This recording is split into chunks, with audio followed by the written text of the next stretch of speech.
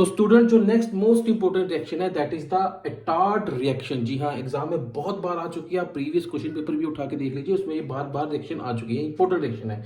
तो इस रिएक्शन में हमारे पास सबसे पहले यहाँ पर टोलीन होगा। टोलीन में हम डालेंगे chromyl chloride, chloride in presence of CCl4, और यहाँ पर एक कॉम्प्लेक्स फॉर्म होगा। क्लियर? कॉम्प्लेक्स में जब हम वाटर ऐड करेंगे तो यहाँ पर CrClO4 और HCl बाहर निकलेंगे, और यहाँ पर जो हमारी प्रोडक्ट निकलेगा एज ए बेंजल एल्डिहाइड और एसिटिक एसिड। बस इतनी सी रिएक्शन है जो आपने याद रखनी है। अब इस रिएक्शन को याद रखने की बेटा ट्रिक क्या है, ध्यान से सुनो, थोड़ी फनी ट्रिक है।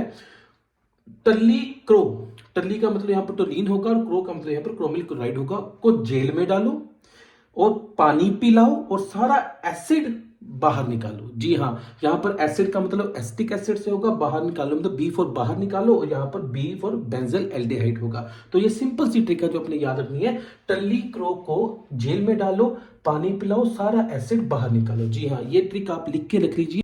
तो स्टूडेंट जो सेवंथ मोस्ट इंपोर्टेंट रिएक्शन है वो है कोलबे रिएक्शन। जी हाँ, मैं नहीं तो कोलबे रिएक्शन है भाई ये। और इसके लिए जो रिएक्शन मैंने पूरी लिख दी है, तो यहाँ पर देखो हम लेंगे फिनोल, साथ में इसकी ट्रिक भी लिखी हुई है, साथ में लेंगे फिनोल। फिनोल को जब हम बेस में डालेंगे तो हमारे पास सोडियम फिनोक्साइड रेडी होगा। सोडियम फिनोक्साइड में जब हम कार्बन डाइऑक्साइड और HCl ऐड करेंगे, यहाँ पर तो NaCl निकल जाएगा, NaCl यहाँ पर मैं लिख देता हूँ -NaCl निकल जाएगा, और यहाँ पर जो CO2 है वो यहीं पर अटैच हो जाएगा, यहाँ पर हाइड्रोजन होगी, वो हाइड्रोजन इसके साथ आगे जाके लग जाएगा, और हमारे पास यहाँ पर रेडी होगा सैलिसाइलिक एसिड। तो इस ट्रिक को याद कैसे रखना है, अगर आप यहाँ पर देखिए, पुरानी शराब को अपने याद रखना है फिनोल से। बस मतलब बेस NaOH को बस में पकड़ी साहब को फोन करा, सोडियम साहब फिनोक्साइड फोन करा, और साथ में करा करिए CO2 कार्बन डाइऑक्साइड, करा कार्बन डाइऑक्साइड, और यहां पर हमारे प्रोडक्ट निकलेगा that is the salicylic acid. Clear? तो इस रिएक्शन को आपने इसी तरीके से याद रखना है, बहुत इंपॉर्टेंट रिएक्शन है कोलबे रिएक्शन, मैं नहीं तो कोलबे। क्लियर? तो चलिए मूव ऑन करते हैं हमारी नेक्स्ट रिएक्शन की तरफ। तो एट्थ रिएक्शन जो है हमारे पास हॉफमैन ब्रोमोमाइड रिएक्शन, बहुत ही इंपॉर्टेंट रिएक्शन है अगेन। तो यहां पर देखिए हमने क्या लिया है, इथेनमाइड और साथ में यहां पर ब्रोमीन प्लस बेस कौन सा है, पोटेशियम हाइड्रोक्साइड को जब हम मिक्स करेंगे इसके मिक्सचर को, तो हमारे पास मिथेन अमाइन, साथ में पोटेशियम कार्बोनेट, यहां पर हमारे पास पोटेशियम ब्रोमाइड,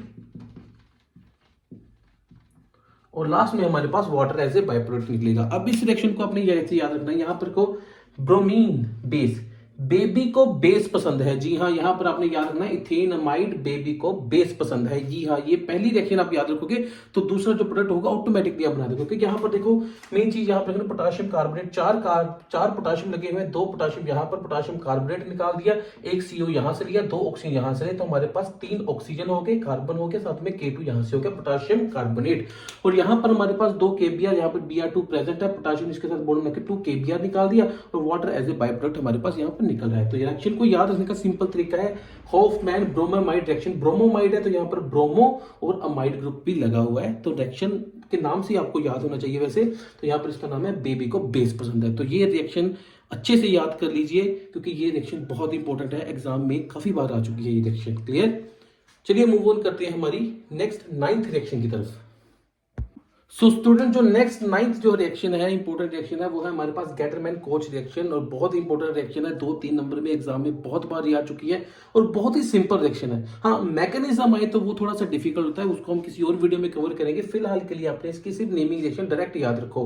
तो यहाँ पर हमारे पास बेंजीन और प्लस जब हम इसमें कार्बन मोनोक्साइड और हाइड्रोक्लोरिक एसिड डालेंगे in presence of AlCl3 and copper chloride, तो हमारे पास यहाँ पर प्रोडक्ट बनेगा benzyl aldehyde plus hydrochloric acid. और यहाँ पर थोड़ी कंफ्यूजन आपको होगी, लेकिन जब आप मैकेनिज्म करोगे तो आप क्लियर कर पाओगे कि इसमें क्या क्या चीजें हो रही हैं। तो रिएक्शन को याद रखने का तरीका बहुत ही सिंपल है, बेंजीन में कार्बन मोनोक्साइड डालो हाइड्रोक्लोरिक के साथ, तो बेंजील एल्डिहाइड बनके रेडी। सिंपल, बेंजीन में जब कार्बन मोनोक्साइड डालो हाइड्रोक्लोरिक एसिड के साथ, तो हमारे पास बेंजल एल्डिहाइड बनके रेडी। सिंपल सी रिएक्शन है, बहुत छोटी सी रिएक्शन है और इंपॉर्टेंट रिएक्शन है। क्लियर? तो जल्दी से इसको नोट डाउन कर लीजिए, और करेंगे इसके बाद हमारी लास्ट रिएक्शन।